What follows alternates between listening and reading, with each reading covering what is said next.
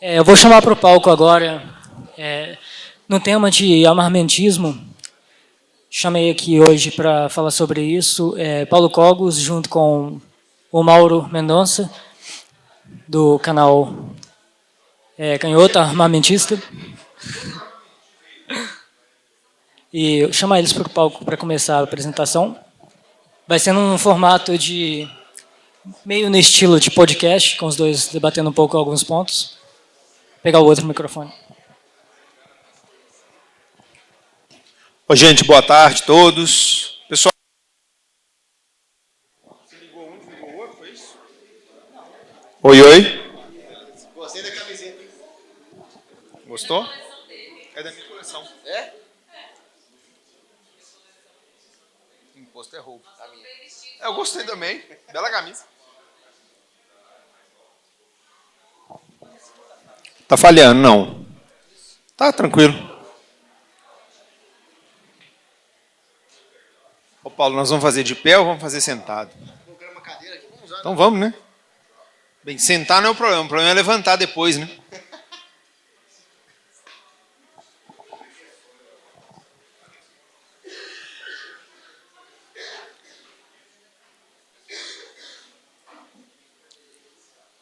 Gravando? É bom. Bom, a Patrícia também vai filmar a gente ali. Tá. Você quer começar? A gente já pode começar?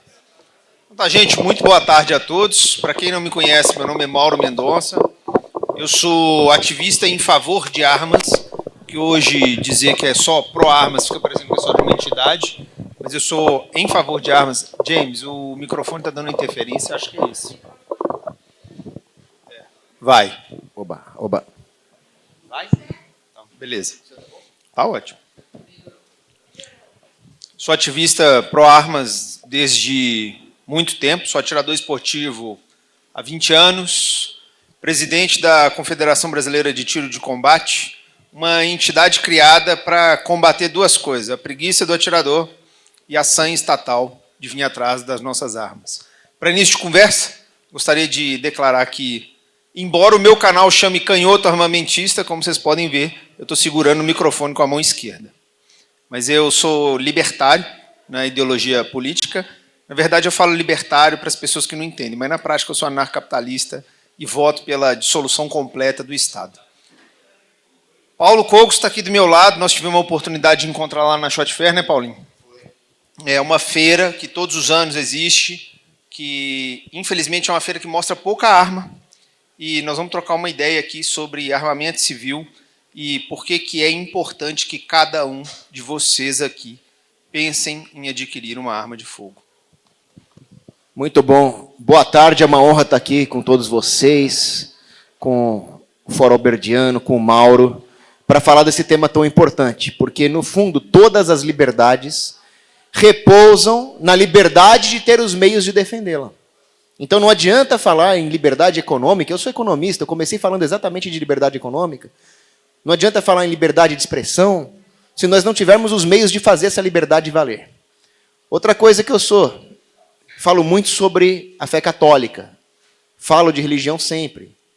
As pessoas às vezes me criticam por isso, falam, não, mas toda a civilização moral está baseada numa civilização que tem essa moral religiosa, dizia São Pio X. E aí alguns cristãos falam, ai, Cogos, como é que pode um cristão falar num instrumento de matar os outros? Aí eu falo, vale a Bíblia. Na Bíblia está escrito que os filisteus proibiram o povo de Israel de fabricar lanças e por isso dominaram. Essa não era a vontade de Deus. A vontade de Deus é que o povo de Israel tivesse lanças e espadas.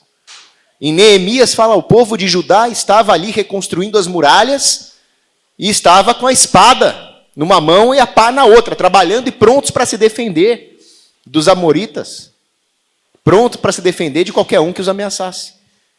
E tem também uma passagem onde nosso Senhor Jesus Cristo fala para Pedro, Pedro, embainha a espada. Ele não fala jogue fora a espada. E ele fala, Pedro, não sabes que eu tenho que beber o cálice do Pai?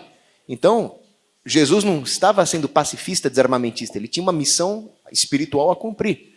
Mas quando ele fala embainha a espada, nosso Senhor Jesus fala para Pedro, essa espada vai ser útil mais para frente, essa espada vai representar o poder temporal do líder dos estados papais, porque o Papa é um chefe de Estado, é o chefe dos estados papais. Então, as armas são sagradas. As armas, elas concretizam tudo aquilo que nós defendermos no campo intelectual. Francisco Soares, um grande teólogo católico, falava o seguinte: a liberdade de fazer o certo, ela só existe na medida em que a razão prática dispõe dos meios para isso. Então, se você tem aí essa noção de defender a sua liberdade, de que ela é importante, de que ela tem valor, você precisa buscar os meios de razão prática de concretizar a sua liberdade. Isso aí se chama arma de fogo, basicamente. E eu complementaria dizendo o seguinte: mais cedo a gente estava conversando agora com o James e explicar para todos vocês. O C da CBTC, que é de combate, além da gente estar fazendo um esporte de formação, ou seja, atirador novo, o C ali é para combater o preconceito em relação às armas. Existem vários estudiosos no tema, existem números e mais números que mostram uma coisa que muitas vezes é antagônico. Armas salvam vidas. E por que disso? Todos os estudos estatísticos, nós estamos falando com fatos e dados, não é altineu, é altivo. O altivo acabou de falar que a gente está usando a veia errada, tem que usar a poética. Então, obrigado pela aula que você me deu. Mas obrigado pela aula, porque eu sempre falo que, para explicar para a população... Caiu o microfone. Oi, voltou. Vai dando umas falhas, nós vamos falando. Para explicar para uma população que está tão distante desse... Oi. Cai e volta. É interferência no sinal, provável. Alexandre, calma, Alexandre. Para poder explicar para essa população que está tão distante do conceito que se faz do que é uma arma de fogo, é muito difícil e a gente tem que modular o discurso. As minhas armas de fogo nunca mataram ninguém. As minhas armas de fogo nunca atiraram contra ninguém. Mas elas já me salvaram a vida pelo menos uma dezena de vezes. Então é isso que a gente tem que mostrar. Para efeito um pouco mais radical, os estados ou os países têm um acordo chamado Acordo de Aniquilação Mútua, que é o que garante que bombas nucleares não caiam sobre as nossas cabeças. Todo país que constrói bomba atômica, ele tem que assinar o Acordo de Cooperação Mútua ou de Aniquilação Mútua. E ele assina de maneira informal, porque se ele soltar bomba de um lado, vem bomba do outro. Infelizmente, hoje no país, a presença de armas de fogo está só nas mãos dos bandidos. E não é um problema político-partidário. Isso é um problema social. Volto a dizer, senhores, nós, armamentistas, não somos violentos. Somos capazes de imprimir violência num nível talvez inimaginável para a maioria de vocês. Mas nós não somos violentos. A ideia de ser pacífico é diferente de ser indefeso. E esse é o ponto que eu gostaria de trazer para todos vocês aqui. Se vocês não têm armas de fogo, tratem de adquirir. E, como diz os marítimos, quem tem uma, não tem nenhuma. Quem tem duas, tem uma. Então tenham pelo menos mais do que uma arma de fogo. Mas por que, Mauro? Nós vamos pegar em armas e vamos marchar em direção a Brasília para tirar os tiranos do poder? Não. Revolucionário é esquerdista e nós não somos esquerdistas. Revolução armada é coisa de esquerdista. É simplesmente por uma continha básica. A gente aumenta o custo da violência estatal. E quando a gente aumenta o custo da violência estatal, o Estado pensa duas vezes em agir violentamente contra nós. E, historicamente, para mostrar a razão histórica do Mauro, todas as vezes que um governo desarmou o povo, o que se seguiu foi o genocídio, a tirania, a ditadura, a perda das liberdades. Tem um jurista que eu nem gosto dele, o cara era esquerdista, o cara defendia bandido, chamado Cesare Beccaria. Ele dizia isso. Ele dizia, olha, desarmar não funciona. Tirar as armas do cidadão não funciona. Porque nunca tirar as armas do cidadão resultou em tirar as armas dos bandidos. Os bandidos vão ter, por definição, as armas ilegais. Então, todo desarmamento, por definição, é desarmar o cidadão de bem. E aí nós perdemos um equilíbrio de poder muito importante na sociedade. Por quê? O bandido, ele está o tempo inteiro planejando o mal, ele é vagabundo. O que ele faz da vida? Ele usa da violência contra pessoas boas. Qual é a única forma de demover alguém de fazer mal contra pessoas boas? Não é pela legislação ou pela moralidade, porque ele é um bandido. Argumentos morais, argumentos legais não funcionam para bandido. Agora, para qualquer ser senciente com instinto de autopreservação, a ameaça da violência funciona. Então, o armamento, ele é a única defesa das pessoas boas contra os bandidos. Desarmar a população significa monopólio da violência na mão das pessoas dispostas a empregar mal essa violência, empregar de forma imoral. E tanto as armas funcionam para defender aquilo que se quer preservar, que quando uma pessoa tem efetiva necessidade, o delegado fala, olha, ela precisa realmente se defender, ela tem uma ameaça. Ah, então a arma funciona. Como é que se defendem os bancos? O dinheiro que está nos bancos, com seguranças armados. Como é que se defendem os ativos estratégicos das Forças Armadas? Sei lá, uma instalação da Marinha, uma instalação com um fuzileiro armado. Como é que se defende ali as grandes empresas, seguranças armados? Qual é a coisa mais preciosa da sociedade? É a família comum, é o homem comum, a mulher comum, casados com filho, com as suas crianças. Isso é a coisa mais preciosa da sociedade. Por que isso não pode ser defendido com armas? Ué, não é precioso? Nós não defendemos o dinheiro dos bancos e os ativos militares? Então, para mim, a família é muito mais importante do que isso e está lá desarmada. Efetiva necessidade é muito simples. Você é um cidadão juridicamente capaz, sem ficha criminal, você está sujeito a ser vítima da criminalidade, seja ela a criminalidade comum ou a criminalidade estatal perpetrada pelos tiranos, pronto, você já tem essa efetiva necessidade. Pelo simples fato de ser humano de bem, é isso. E volto a dizer o preconceito contra armas de novo, né? Se o governo quer tanto ver o Brasil desarmado, ele deveria dar o exemplo e começar a desarmar as polícias, os exércitos, as guardas municipais.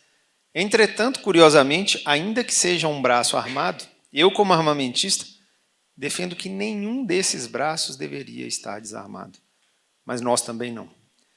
Tem um caso muito comum que as pessoas falam assim, ah, mas nós vamos armar a população e isso vai virar um bang-bang.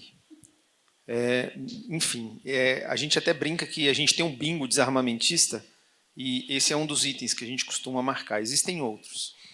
E muita gente fala, ah, isso aqui vai virar um banho de sangue, vai virar uma barbárie. Senhores, por que vocês não estão pegando as cadeiras e matando uns aos outros aqui com as ferramentas que têm? É um pedaço de papel escrito Constituição Federal ou Código Penal que os impede de fazer? Ou é a moral dos senhores?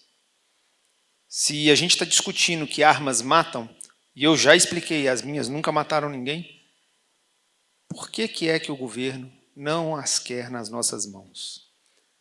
A tal da barbárie pode ser dissuadida de duas formas. A primeira é pela moral da sociedade. E a segunda, e essa sim, cabe nesse fórum que a gente está aqui hoje, é a da liberdade. Ainda que a sociedade se transforme numa barbárie, o preço da liberdade é este. Só podemos ser livres se estivermos dispostos a colher todas as consequências dessa liberdade. E esse é um papo muito indigesto. Eu conheço vários libertários que acham que a liberdade é só o bônus e esquecem dos ônus. Eventualmente, crianças vão morrer. Eventualmente, inocentes vão morrer. Mas esse é o preço que uma sociedade livre paga. Qual é a diferença? A diferença é que nenhuma alcateia quer que seus lobos morram. Então vai passar o tempo e nós vamos começar a entender o quanto nós conseguimos ou o quanto nós devemos, através do uso de armas ou recursos de defesa. Daqui a pouco eu explico que, para mim, arma não é nada, é só uma ferramenta, a arma mesmo é a mente do ser humano. Então, a gente tem que chegar numa conclusão simples. Nós precisamos nos proteger como sociedade. E aí, numa confraria libertária, onde a menor minoria é o indivíduo, talvez pensar no coletivo fique um pouco difícil. Mas eu acredito que eu estou no meio de pessoas intelectualmente honestas e vocês vão começar a compreender. De nada adianta termos armas e transformarmos o nosso ambiente num ambiente violento. Elas servem justamente para o contrário. Vizinho, não venha com a sua arma para cima de mim, ou don't tread on me, ou não pise em mim, né? Impresso na bandeira de Gadsden. Então, é essa que é a tese que a gente tem sobre armas de fogo e o primeiro preconceito a ser batido. Inclusive, foi bom o Mauro citar o bingo desarmamentista, porque tem um outro também, né? Ah, se todo mundo tiver arma, vai virar o Velho Oeste. E aí eu falo, tomara que vire o Velho Oeste, porque no Velho Oeste existia muito mais segurança e paz do que nos grandes centros urbanos modernos, seja do Brasil, que é um caso catastrófico, ou seja de qualquer centro urbano moderno das sociedades ocidentais em geral. No Velho Oeste, tem um autor muito bom, que escreveu o Not So Wild West, né? O Não Tão Selvagem Oeste, que ele mostra, não lembro o nome dele agora, mas ele fala que havia coisa de 5 homicídios em 20 anos. São 6 para 100 mil habitantes naquele tempo. E hoje isso é o número de mortes no final de semana em Belo Horizonte. Belo Horizonte. E essa estatística de 6, você estava considerando ali toda a região do Velho Oeste. Toda a região. Né? E por que tinha tão pouca morte, mesmo com todo mundo armado? Aliás, era exatamente por isso, porque todo mundo estava armado. E as pessoas criam redes de coesão social, de harmonia social, no momento em que elas tomam para si a responsabilidade pela sua sociedade. E aí tem um autor muito bom, o James Bowman, que ele fala sobre a questão da honra na sociedade. Quando o homem está num ambiente livre, onde ele tem o ônus e o bônus da responsabilidade, ele acaba criando códigos de honra, ele acaba criando valores e responsabilidades de defender esses valores. Então, as várias pessoas armadas se apoiavam umas às outras e formavam verdadeiros comitês de vigilantes. E hoje o termo vigilantismo também é carregado de uma conotação negativa. Ou milícia. Ou milícia. Que é um termo hoje pejorativo no Brasil. Mas a milícia está na segunda emenda, a well-regulated militia, né, sendo necessária para a segurança, implica que o cidadão terá a liberdade de portar as armas. E que a liberdade de portar e possuir armas nunca será infringida. Exatamente. Agora, muitas civilizações na história, eles tiveram uma coisa chamada paládio. O paládio ele era um símbolo, uma imagem, que sem ele, aquela civilização perderia a sua proteção e a sua segurança. Então, os troianos eles tinham a estátua de Palas Atenas, daí vem o nome Paládio. No momento em que eles perderam a estátua de Palas Atenas, eles foram invadidos pelos gregos. O Império Bizantino tinha ali o mantilhão de Edessa, que era o rosto de Jesus Cristo no pano. E quando eles perderam aquilo, eles foram invadidos pelos turcos otomanos. Um grande advogado chamado George Tucker, nos Estados Unidos, século XIX, ele falou, a nossa civilização ocidental elas tem também um paládio, e quando nós perdermos esse paládio, nós vamos perder a liberdade, isso aqui vai virar uma tirania. O paládio é o direito do civil ter armas. Ele foi bem claro quanto a isso.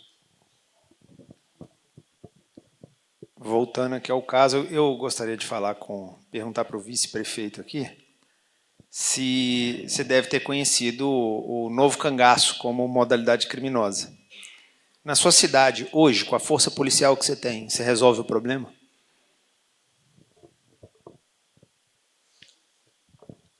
É uma questão de segurança pública, hein, gente? Olha só. Não, em Pompéu até tem... O pessoal lá é conhecido por ser muito bravo. E tem até uma piada lá que o pessoal fala, o pessoal de Pompéu é bravo. Eu falo, não, lá não tem ninguém bravo. Quando chega um mais bravo lá, a gente mata ele, fica só os mansos. Mas que é uma piada, mas que ela mostra uma coisa. Em Pompéu tem um banco, da praça da igreja, os bancos tinham propagandas, né? Esse banco sobreviveu lá há décadas. Aí tem lá, não lembro qual mercearia, aí tem assim, cartuchos e víveres. Né? Você comprava na mercearia. E Pompéu tinha essa característica, né? Assim, cultura de armas. Cultura de armas e que funcionava bem. Então, assim, apesar de um histórico, um evento ou outro, hoje Pompéu vive um problema de segurança gravíssimo. É uma das maiores criminalidades da região. o fórum da cidade tem um juiz e mais de 10 mil processos. Salvo engano, 12 mil processos. Então, a justiça estatal não consegue julgar os casos, o PCC, essas outras organizações criminosas já estão atuando na região e a criminalidade é altíssima. Então, e uma coisa que a gente falava lá antes, que era o seguinte, antes, quando o pompiano podia portar arma, não tinha criminalidade porque você não sabia quem podia estar armado. Então, ninguém chegava para assaltar um lugar porque ele não sabia quem era que estava armado. Perdoe a minha ignorância católica, mas como é que chama aquele negocinho que fica em cima do coroinha? Ou do anjo? Aquele auréola? Então, isso é chamado de efeito auréola. Porque quando você tem uma sociedade onde o porte de armas é liberado, você cria exatamente esse fator. Hoje, se você descer aqui na rua e não tiver policial militar nenhum, o bandido tem certeza que ninguém aqui ao redor está armado. Então, ele só coloca o 38 velho, que às vezes nem dispara, na sua cara para levar seu relógio. Poxa, Mauro, mas o que isso tem a ver com a liberdade individual? Tudo. Tudo. Quando o James me falou assim, cara, mas a gente precisava resolver. Eu falei com ele assim, na minha casa entra quem eu quiser, na hora que eu quiser, e na hora que eu desejar pôr para fora, eu disponho dos meios para tal. E vocês?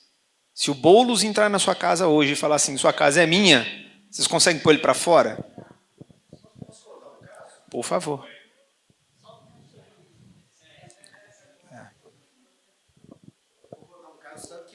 Então é isso. É para isso que servem armas de fogo, para você se impor como indivíduo. Pompéu tem um índice de criminalidade rural também muito grande, roubo de gado e tal. E aconteceu um caso com a minha mãe tem 86 anos. Um dia chegou um vendedor de ração, ele até falou que ia lá, mas ele chegou de moto, de capacete, e em vez de parar na porta da fazenda, ele foi lá para o curral. E minha mãe, 80 e tantos anos, sabia que estava sozinha na fazenda, o funcionário não estava. Ela pegou a arma que ela tem na fazenda e começou a dar tiro para cima. E meu telefone aqui em BH tocando, aí o vendedor de ração me ligou 1, 2, 3 vezes. Eu liguei e falei assim, avisa sua mãe que eu estou aqui escondido aqui, que sou eu, estou vendendo ração e tal. E isso virou uma brincadeira, né? Ele, né, não aconteceu nada. Né, eu liguei para ela, para de dar tiro aí, que é o vendedor de ração. Mas na cidade, a conversa circulou, e assim, lá nunca teve problema de assalto, sabe? Então é educativo também, né? Mesmo se você precisar matar alguém, é educativo. 80% dos crimes impedidos com arma de fogo não tem envolvimento com disparo. A simples presença da arma de fogo é o suficiente para dissuadir qualquer pessoa. Se o Anderson Silva vier na sua direção e você tiver uma arma de fogo, você para ele. É o equiparador de forças. E eu não consigo entender a lógica da feminista, por que elas não estão nos clubes de tiro? Porque se elas estão querendo equiparar a força, elas deviam ter armas. Elas não são empoderadas, não é? Exatamente. Fight like a girl? Ué, cadê os instrumentos para isso? Então, se quer lutar como uma mulher, que tem uma arma de fogo, poxa. Está aqui minha esposa, que não me deixa mentir, atira melhor do que eu. E a gente tem que treinar. Eu que não chego atrasado em casa. Inclusive, o Caivano, que está aqui, meu grande amigo Caivano, cadê ele? Ele me falou uma vez um negócio que eu com os devidos créditos, falo para todo mundo. Se entrar um bandido na casa de uma pessoa, principalmente de uma mulher, se você não tiver uma arma de fogo e algum treinamento com artes marciais, você vai fazer o quê? Vai implorar? Vai pedir por favor? Vai chorar? Você tem que ter o meio de se impor, o que é justo. Você que é a parte que está sofrendo a injusta agressão, tem que virar esse jogo. Alguém...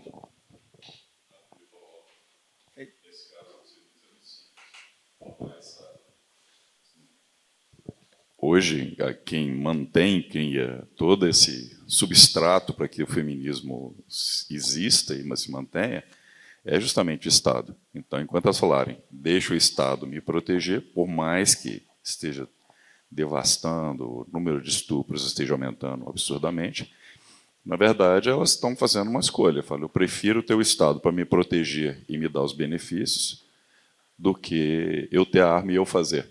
Então, elas estão também divididas. Se você apertar um pouquinho, você vê que elas entram em contradição muito rápido.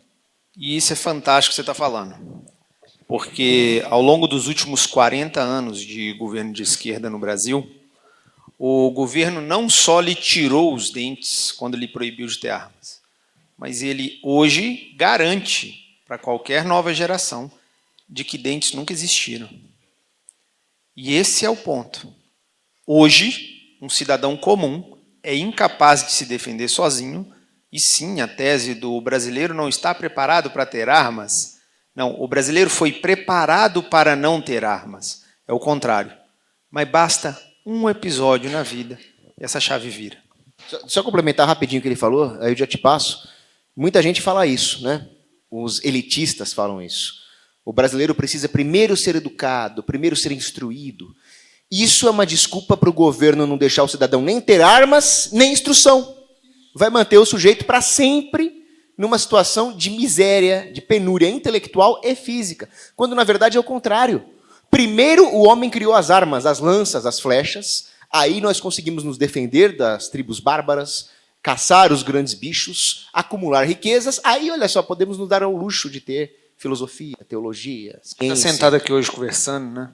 Graças às armas. Graças a baionetas e a espadas de quem lutou por isso. Então, é o contrário. Primeiro você defende o que é mais básico. Tem aquela pirâmide das necessidades de Maslow, né? Primeira necessidade é fisiológica, depois segurança. Aí você vai começar a ter o resto. E qualquer capial ali do interior, de qualquer lugar, na década de 40, 30, tinha lá um monte de garrucha, um monte de arma e não acontecia nada. Porque não depende do Ministério da Educação. Isso aí depende do quê? Da lei moral, que o apóstolo Paulo fala que está no nosso coração.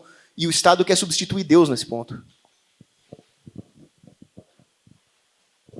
Rapidinho, só para reforçar o ponto que o Altivo falou, aqui em Belo Horizonte, não precisa de ir muito longe, não. O sogro do meu irmão morava na Rua do Ouro, isso já tem alguns anos, deve ter uns 30 anos.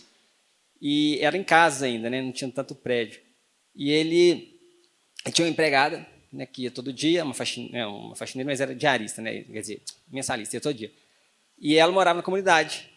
E ele tinha um terreiro. Então, ele ia lá todo dia no terreiro, dava uns tiros, que ele tinha arma em casa, dava tiro e tal. Ó, fulano, minha mira, como é que tá boa, ó, acertei lá e tal, não sei o quê. Às vezes ele nem acertava nada, só atirava, ia lá e falava com ela, ó, como que eu tô bom e tal. Aí, isso eu soube que meu irmão me contou. Depois de um tempo, assim, ele me contou que no quarteirão dele, lá na rua, lá, no pedaço da Rua do Ouro, lá, todas as casas já tinham sido assaltadas, invadidas e tal, menos a dele. Porque ela voltava para a comunidade, contava, aquela lá, vocês não mexem não, que o cara tem arma. E ele tirava todo dia justamente esse ponto. Você sabe que tem arma, você não vai correr o risco, né? Então, e isso aí é a coisa... Ela quer falar. Isso aí é a coisa, vamos dizer assim... É claro, né? A gente fala que aqui a gente prega para convertido, é fácil. Mas é tão contraintuitivo você explicar para uma pessoa... Microfone? Voltou. Para você explicar para uma pessoa comum que armas salvam vidas. Eu tenho 2 perfis de redes sociais, basicamente. Um no Instagram, onde eu só falo mal do Lula, e no YouTube, onde eu falo da pauta de armas, efetivamente. E imagina que a turma vê lá canhoto armamentista e tem um nó no cérebro, né? Fala, pô, esse cara é de esquerda, é do PCO, né? Muita gente pergunta. Inclusive, isso é uma das outras coisas. Ah, poxa, mas por que vocês não se associam ao PCO? Eles também querem. Cara, eles querem as armas para estar do outro lado. A gente vai estar do outro lado da arma quando eles pegarem as armas. Então, a gente não pode ser bobo. É o que eu falo, a gente não dá carregador cheio para o inimigo. Então, quando a gente está na rede social, que as pessoas falam assim, mas armas matam. E eu falo, não, definitivamente não. Armas salvam vidas. E quem mata é o indivíduo. É o cérebro do indivíduo, é a decisão do indivíduo de matar. A arma é só ferramenta, gente. É um equalizador de forças. Não é difícil de compreender. O problema é que a gente está indo pela lógica. Então a gente agora tem que achar o jeito poético. E essa é uma das mensagens que eu quero deixar aqui registrada para cada um de vocês. Não só da pauta de armas, mas da pauta de liberdade. Quando alguém falar, isso vai se tornar uma barbárie, isso vai fazer aquilo, isso vai aquilo outro, independente do que é que a pessoa está abrindo mão da liberdade, em nome de qual segurança seja, a resposta para mim é muito simples. Se vai virar, pelo menos a sociedade teve o prazer ou o desprazer de decidir. Ninguém decidiu por ela. Só um adendo aqui sobre o PCO, né, que eles falam que são pró-armas, mas como o próprio pró-armas fala, não é sobre armas, é sobre liberdade. Se o PCO não defende a propriedade privada, não defende a liberdade, então eles não estão do nosso lado. Nós estamos falando aqui em armas porque estamos falando em defesa da vida, da liberdade e da propriedade. Não é o papo deles. O papo deles é revolução e destruição da propriedade, né? Bom, nessa década, eu estudava no Luziana Lana, ali perto da Serra, e voltando para casa, eu e uma amiga, nós fomos assaltadas, tá? E eu bati num dos bandidos e fui conduzida à delegacia. Chegando lá, né, teve o BO, aquela coisa toda e tal. Eu respondi processo porque eu bati no bandido. Olha que legal. Que absurdo. Né? Porque na época eu era atleta profissional e tudo, né? Eu participei das Olimpíadas de Atlanta na época e aquela coisa toda. E aí o delegado, o juiz perguntou, né? Ah, por que você bateu? Eu falei assim, doutor, porque se eu tivesse uma arma, eu tinha matado ele. Ah, mas você não pode. Eu falei assim, não posso por quê? Porque se ele tivesse me matado, eu era mais uma estatística, né? Eu era mais um número, né?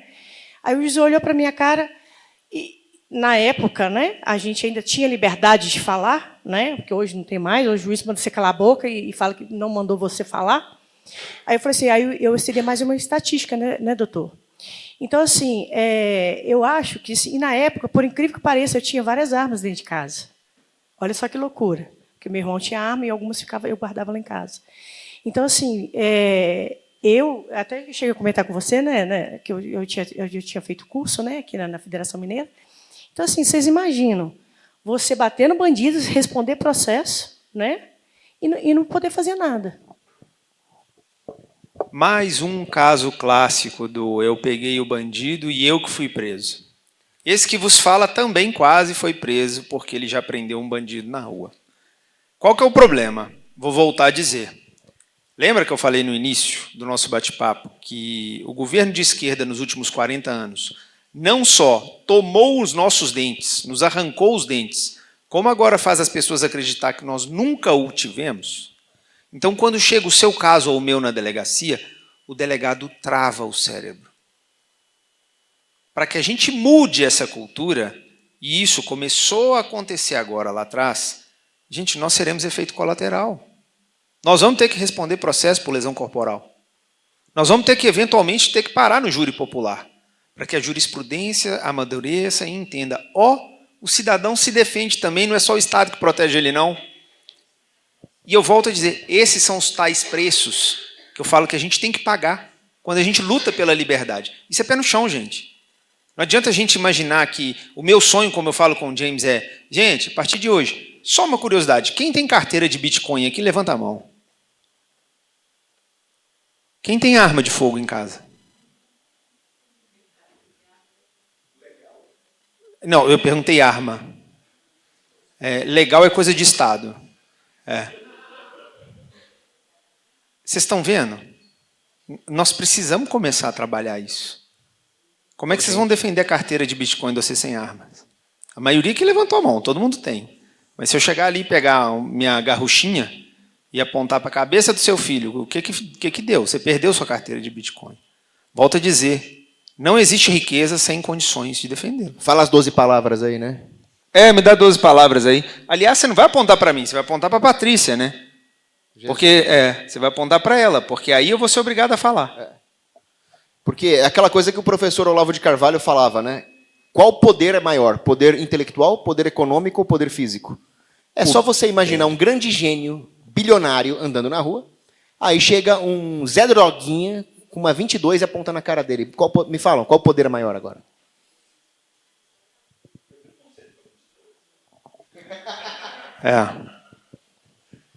Eu não tenho preconceito com 22, não. Inclusive, o calibre 22 é um dos que mais mata no mundo. Exatamente por causa desse preconceito. Boa tarde. Meu nome é Vanessa e eu estou aqui vendo, eu vi a palestra dele, estou vendo a de vocês, e aí eu meio que juntei as duas, assim, formulei uma pergunta. Vamos lá. Porque se a gente precisa, primeiro, mudar o imaginário, mudar a retórica, para depois chegar na dialética e depois chegar na lógica. E o Estado brasileiro, como um todo, já está no poder há muito tempo e já dominou todos esses meios, inclusive subvertendo a lógica. Como que a gente pode fazer para começar a mudar isso? Assim, eu penso que a gente poderia começar com as escolas, mas você veja a dificuldade que é ter uma escola cívico-militar, a militância que é, os partidos, pelo menos por enquanto, nós não temos nenhum que apoie de verdade essa pauta, que comece a fazer eventos regulares para mudar essa cultura na população. As nossas igrejas, idem, elas não têm isso como pauta, a defesa do cidadão, a defesa da religião já está fraca, você imagina, a do indivíduo. Então, vocês conseguem imaginar por onde a gente começa? Claro, pela pessoa que acabou de fazer a pergunta. A nossa atitude tem que ser nossa. Deixa eu te contar. O microfone está indo e voltando. Se vocês não estiverem escutando aí no fundo, eu volto. Você percebeu que, e eu vou te usar como exemplo, mas, por favor, não entenda isso como uma ofensa, e sim como uma provocação. Você está aqui hoje. Desculpa a expressão vulgar, mas eu tive uma certa dificuldade para arrancar a bunda da cadeira hoje, porque eu estou no meio de uma crise de hemorroidas, mas eu acredito que não seja o seu caso. Mas você arrancou a bunda da cadeira lá da sua casa e veio para cá hoje, para participar, para discutir um tema, para a gente poder ver o que pode fazer e o que a gente, como um grupo, um conjunto e como indivíduo, pode fazer. E aí eu vou te contar 2 casos. Eu acabei de dizer que eu sou presidente de uma Confederação Brasileira de Tiro. Mauro, como que é isso? Eu fundei a confederação. Fui lá, procurei eu já ia falar um delegado, um contador, que é quase a mesma coisa. Aliás, o contador manda mais do que o delegado no mundo empresarial. Então, eu fui lá, procurei um contador, especialista em abrir uma empresa sem fins lucrativos, criei um instituto, nós fizemos as doações, conseguimos levantar o dinheiro. Não tinha dinheiro, nós fizemos do nosso bolso mesmo, fizemos uma confederação de tiro. Da Confederação de Tiro, hoje, nós temos em torno de 1.000 atletas competindo todos os meses, já economizamos para eles em torno de mais de R$500 mil, porque a gente é sem fins lucrativos, e a gente não cobra por passagem em prova, então, ou seja, tem um viés social aí, tá vendo? E é social, não é socialista, né? Que se apoia num pilar moral que é chamado caridade, então tá aí, que prova isso, e a gente está lá se doando, noite e dia, todos os dias fazendo isso. E agora, com esse mesmo movimento, 2 pessoas, eu e essa aqui, juntamos força, fizemos um projeto e aprovamos um projeto no Ministério dos Esportes. Para quê? Ensinar pessoas sobre cultura de armas nas escolas. Percebeu que a atitude foi minha e dela, e eu sou, desculpem a expressão, vai doer o ouvido dos senhores ou das senhoras, eu sou um Zé Bosta, eu sou um Zé Ninguém, só que eu sou alguém que resolveu fazer alguma coisa. É levantar, eu falo que é o tira a bunda da cadeira, vai lá e faz. Poxa, mas eu não sei fazer. Está aqui o prefeito para falar, o vice-prefeito para falar assim, vou errar drasticamente. Parabéns, só erra quem faz. O Bolsonaro cometeu erros terríveis, o Milei está cometendo alguns erros terríveis lá na Argentina. Parabéns, só erra quem está fazendo. Só uma frasezinha, né? A sabedoria política é tirar a decisão dos burocratas e passar para a sociedade. Só complementar um ponto que eu acho que eu não falei na palestra, esse passo a passo, né, lá do Aristóteles, e que o Olavo fala, é para a busca da verdade. Só que, assim, isso não é complementar ao que eles estão fazendo. Eles estão ali, né, um trabalho de retórica, mas a verdade é implacável. E o Olavo fala, né, quando uma pessoa chegar com uma arma para você e falar que vai te matar, naquele momento você vai ter uma experiência real tão grande, você não vai ficar assim, será que isso é poética, retórica? Então, são coisas diferentes, né? O que eles estão falando, né, é uma parte de um raciocínio de busca para a verdade. Mas o que você tem que pensar é assim, e quando chegar um momento que eles estão falando e eu estiver vivendo aquele momento, e aí vai ser inevitável argumentar, vai ser inevitável tratar sobre a lógica, aquilo vai ser a verdade. E aí você vai conseguir tomar uma decisão melhor, você vai caminhar nesse sentido. Entende a diferença? Né? Uma coisa é um processo de buscar se o que eles estão falando é verdade ou não, e outra coisa é a experiência real. O dia que isso acontecer com você, não é na teoria ali que está sendo dita. Né? E aí você vai saber a resposta. Então tente. E o que é importante nisso tudo? Por que a gente tem que ter base poética? Tente imaginar essa situação a ponto de você saber a resposta. Não, o dia que alguém chegar com uma arma apontado para a cabeça da minha mulher, né, vou usar o seu exemplo, e eu tiver a possibilidade, eu voltar armado ou não para defender. Se você conseguir imaginar isso e ter essa experiência, sem precisar vivê-la, aí você vai saber a resposta. Entende? Queria falar um ponto rapidinho. Eu penso muito parecido com o que você estava falando, com relação a como que a gente pode começar essa transformação, né? E eu pensei também nas escolas cívico-militares.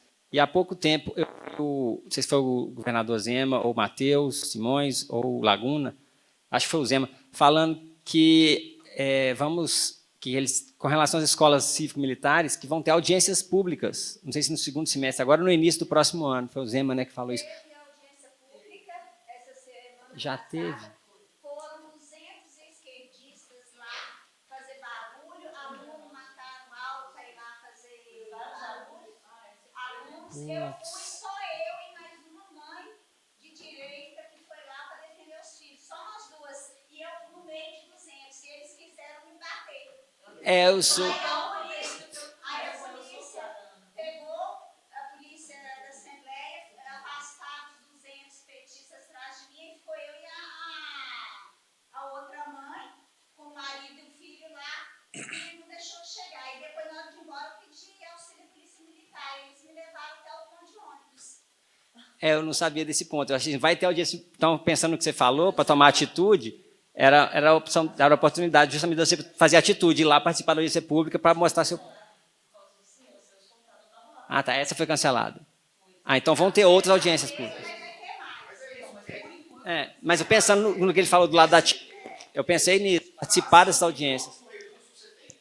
Nós brincamos com o calibre 22 aqui, que é o menor calibre de arma de fogo, vamos dizer assim, e é o cara que mais mata no mundo. Ou seja, faça o melhor com o recurso que você tem na mão.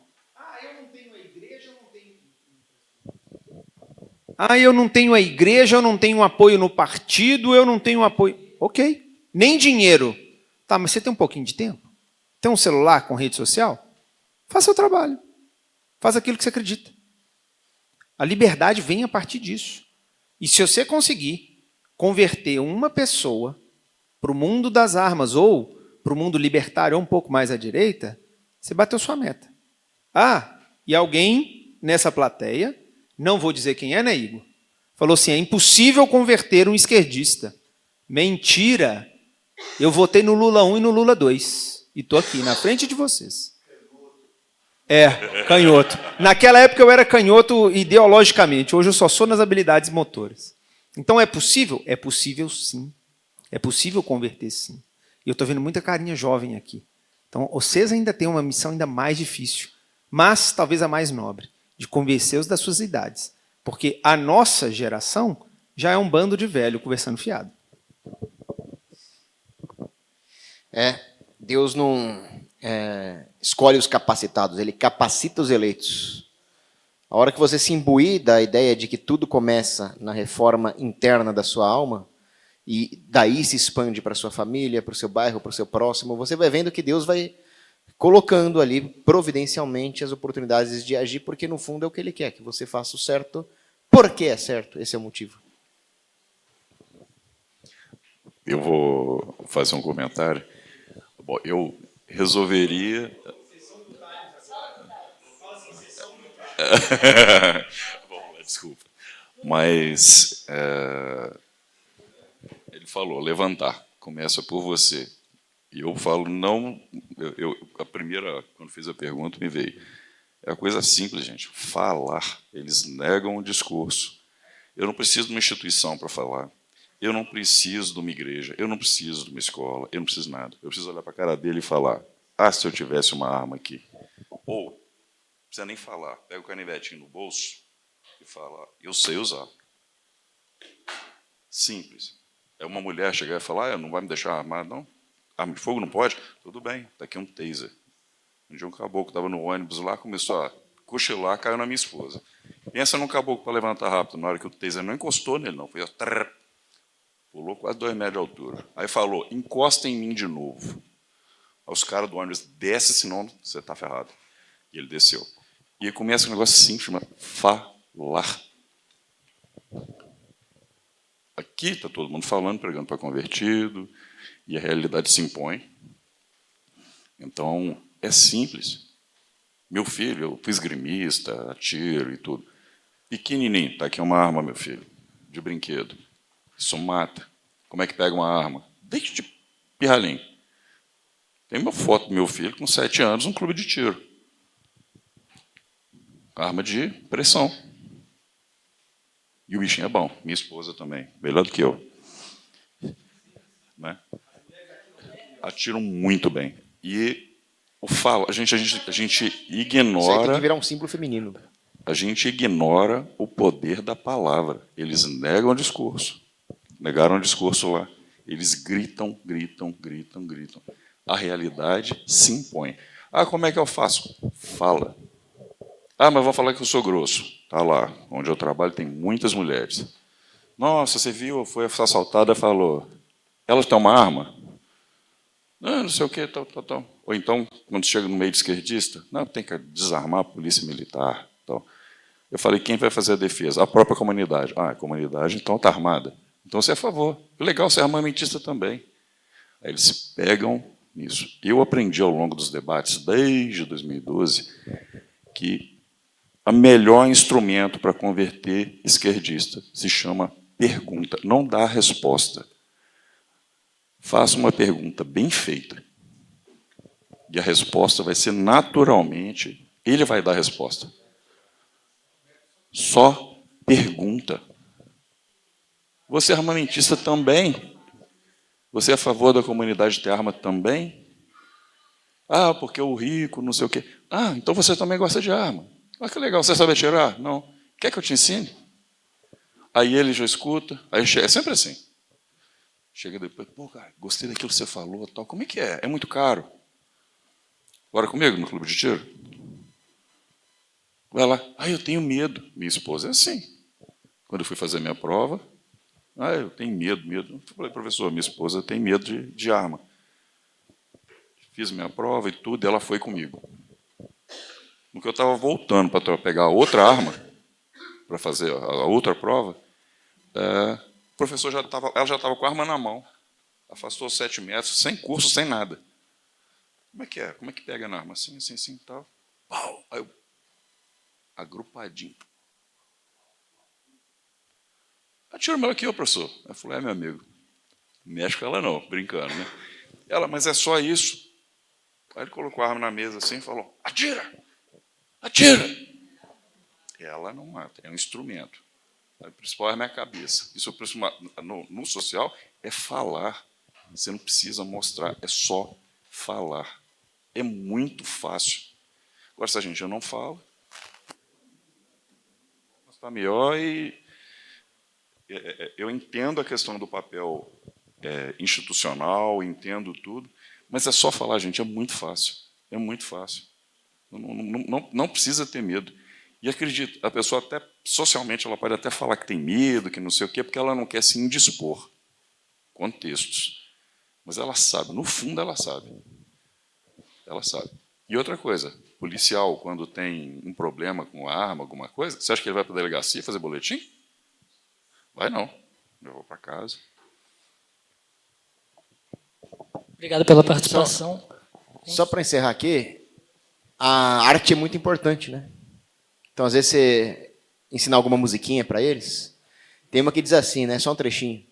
Com esse revólver nessas voltas do destino, já salvei muito piatino de apanhar sem merecer. Impõe respeito sem precisar falar grosso, com ele muito alvoroço, não deixei acontecer. Ô mundo velho que tá virado, seu delegado, preste atenção, vê se devolve o revólver do tropeiro, vai desarmar desordeiro e deixa em paz o cidadão.